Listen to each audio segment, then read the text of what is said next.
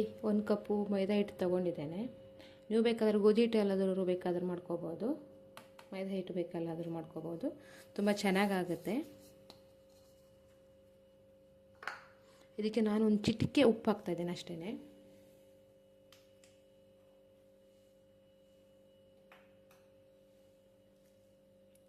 ಸ್ವೀಟಿಗೆ ಸ್ವಲ್ಪ ಉಪ್ಪು ಹಾಕಿದರೆ ತುಂಬ ಚೆನ್ನಾಗಿ ಟೇಸ್ಟ್ ಬರುತ್ತೆ, ಹಾಗೆ ಸ್ವಲ್ಪ ಉಪ್ಪು ಹಾಕಬೇಕು. ಮತ್ತೇನಿಲ್ಲ, ಇದಕ್ಕೆ ಈಗ ನೀರು ಹಾಕಿ ನಾನು ಕಲಿಸ್ಕೊಳ್ತೇನೆ ಚೆನ್ನಾಗಿ. ಸ್ವಲ್ಪನೇ ನೀರು ಹಾಕಿ ಚೆನ್ನಾಗಿ ಸ್ವಲ್ಪ ಗಟ್ಟಿ ನಾದ್ಕೋಬೇಕು ಇದನ್ನು.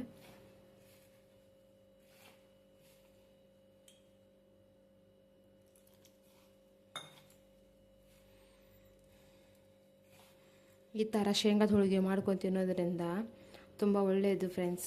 ಪ್ರೋಟೀನ್ ಇರುತ್ತೆ, ಬೆಲ್ಲದಲ್ಲಿ ಕಬ್ಬಿಣದ ಅಂಶ ಇರುತ್ತೆ, ಇವಾಗ ಚಳಿಗಾಲದಲ್ಲಿ ಶೇಂಗಾದ ಹೋಳಿಗೆ, ಶೇಂಗಾದ ಉಂಡೆ, ಲಡ್ಡು ಈ ಥರ ಮಾಡ್ಕೊಂಡು ತಿನ್ನೋದ್ರಿಂದ ಒಳ್ಳೆಯದು, ಸ್ಕಿನ್ನಿಗೆಲ್ಲ ಚೆನ್ನಾಗಿರುತ್ತೆ.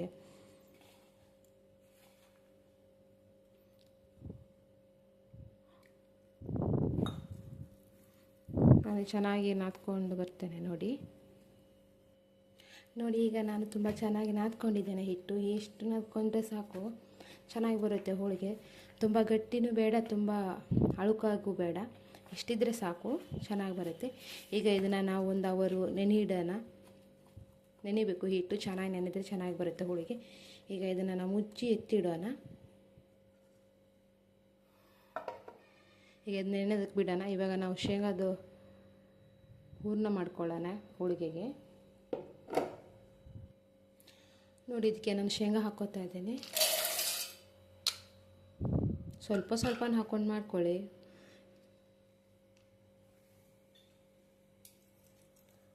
ಮತ್ತು ಸ್ವಲ್ಪ ಬೆಲ್ಲ.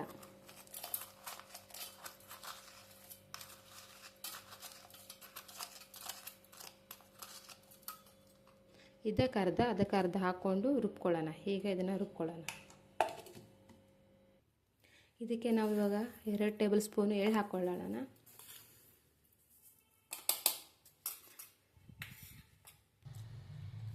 ಇಷ್ಟು ರುಬ್ಕೊಂಡ್ರೆ ಸಾಕು. ಈಗ ಇದನ್ನು ಒಂದರಲ್ಲಿ ಹಾಕ್ಕೊಳ್ಳೋಣ.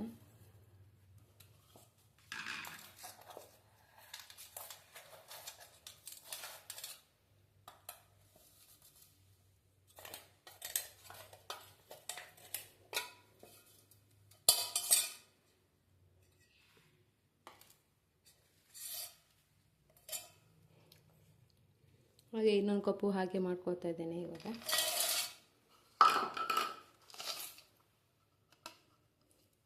ನಿಮಗೆ ಬೇಕಾದ್ರೆ ಬೆಲ್ಲ ನೋಡಿ ಹಾಕೋಬೋದು, ಸ್ವೀಟ್ ಎಷ್ಟು ಬೇಕಂತ ಅಷ್ಟು. ನೋಡಿ, ಇವಾಗ ನಾವು ಇದೆಲ್ಲನೂ ಮಿಕ್ಸಿ ಹಾಕ್ಕೊಂಡಾಯ್ತು. ಇವಾಗ ನಾವು ಇದಕ್ಕೆ ಮಿಕ್ಸ್ ಮಾಡಿ ಉಂಡೆಗಳು ಮಾಡ್ಕೊಳ್ಳೋಣ. ನೋಡಿ ಎಷ್ಟು ಚೆನ್ನಾಗಿ ಬಂದಿದೆ ಅಂತ.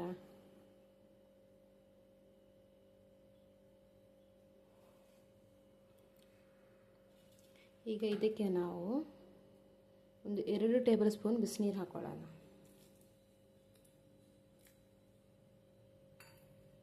ಮಿಕ್ಸ್ ಮಾಡ್ಕೊಳ್ಳೋಣ ಚೆನ್ನಾಗಿ.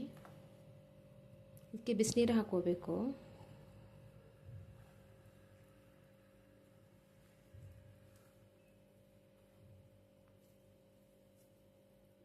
ನೋಡಿ, ಹೀಗೆ ಮಿಕ್ಸ್ ಮಾಡ್ಕೊಳ್ಳಿ ಎಲ್ಲ ನೀಟಾಗಿ.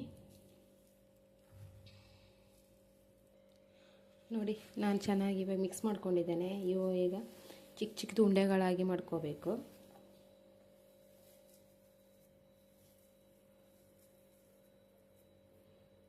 ಬೆಲ್ಲ ಕೈಗೆ ಅಂಟ್ಕೊಳ್ತಾ ಇದೆ. ಇದಕ್ಕೆ ಸ್ವಲ್ಪ ಎಣ್ಣೆ ಹಚ್ಕೊಳ್ಳೋಣ ಕೈಗೆ.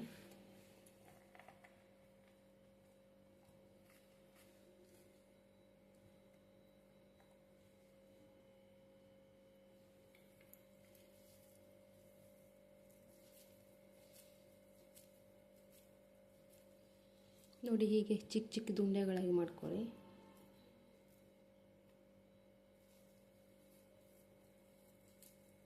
ಉಂಡೆ ಬೇಕಾದರೂ ಹೀಗೆ ತಿನ್ಬೋದು, ತುಂಬ ಚೆನ್ನಾಗಿರುತ್ತೆ. ಇದು ತುಂಬ ದಿವಸ ಇಟ್ಕೊಂಡು ತಿನ್ಬೋದು, ಏನು ಹಾಳಾಗೋದಿಲ್ಲ. ಇದು ಉತ್ತರ ಕರ್ನಾಟಕದಲ್ಲಿ ತುಂಬ ಜನ ಹೀಗೆ ಮಾಡಿ ತಿಂತಾರೆ, ತುಂಬ ಒಳ್ಳೆಯದು. ನೋಡಿ ನಾನೀಗೆಲ್ಲ ಹೀಗೆ ಉಂಡೆ ಮಾಡ್ಕೊಂಡು ಇಟ್ಕೋತೇನೆ.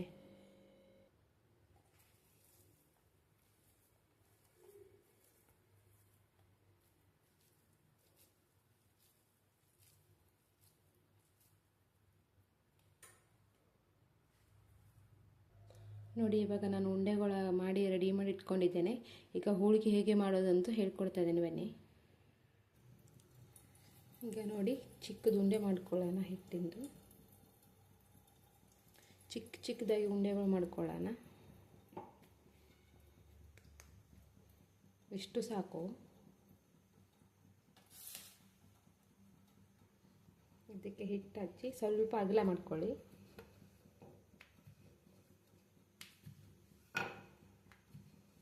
ನೋಡಿ ಹೀಗೆ ಮಾಡಿಕೊಂಡು ಇದರೊಳಗೆ ನಾವು ಮಾಡಿಟ್ಕೊಂಡಿರುವ ಶೇಂಗಾ ಹೂರನ್ನ ಇದರಲ್ಲಿ ಹಾಕ್ಕೊಳ್ಳೋಣ. ಹಾಕ್ಕೊಂಡು ಹೀಗೆ ಮಾಡ್ಕೊಳ್ಳಿ.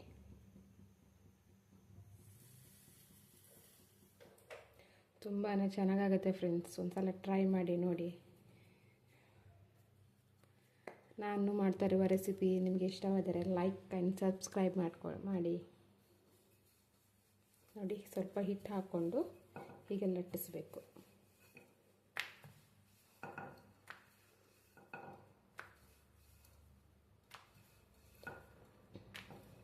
ನೋಡಿ ಎಷ್ಟು ಚೆನ್ನಾಗಿ ಬರುತ್ತೆ ಅಂತ. ಇಲ್ಲಿ ಕಟ್ಟಾಗೋದಿಲ್ಲ, ಏನಿಲ್ಲ. ನಿಮಗೆ ಎಷ್ಟು ದೊಡ್ಡ ಬೇಕಾದರೆ ದೊಡ್ಡ ಮಾಡ್ಕೋಬೋದು, ಚಿಕ್ಕದು ಬೇಕಾದರೆ ಚಿಕ್ಕದು ಮಾಡ್ಕೋಬೋದು. ನೋಡಿ ಎಷ್ಟು ಚೆನ್ನಾಗಿ ಬಂದಿದೆ ಅಂತ ನೋಡಿ. ಈಗ ಬೇಯೋದಕ್ಕೆ ಹಾಕ್ಕೊಳ್ಳೋಣ.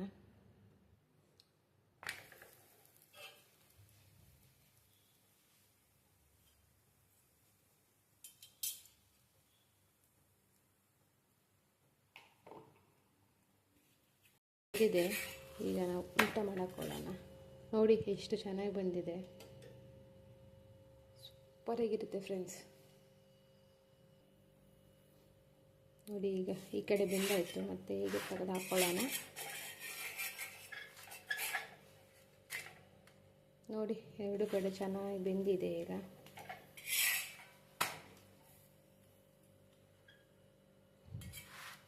ತೆಗೆಯೋಣ.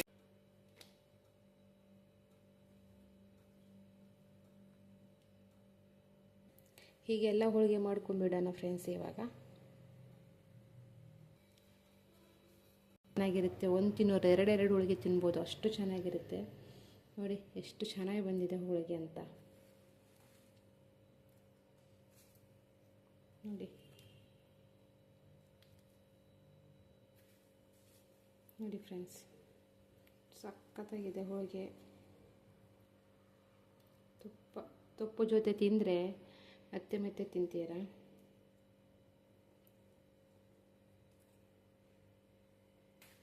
ಸೂಪರಾಗಿದೆ ಹೋಳಿಗೆ, ಸಖತ್ತಾಗಿದೆ ಫ್ರೆಂಡ್ಸ್. ಒಂದು ಸಲ ಟ್ರೈ ಮಾಡಿ ನೋಡಿ.